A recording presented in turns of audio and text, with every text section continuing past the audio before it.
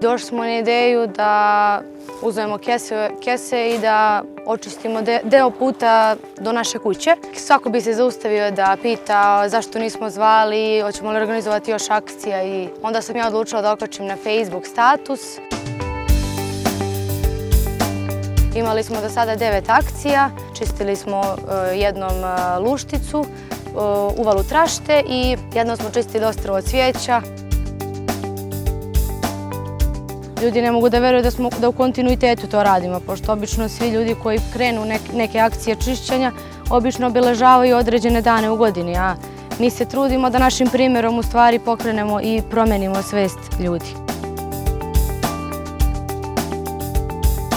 Neću da stanem dok ne očistim cijelu Crnu Goru zato što imamo prelijepu prirodu i pravi patriota i pravi ljubitelj ove države treba da vodi računa o njoj.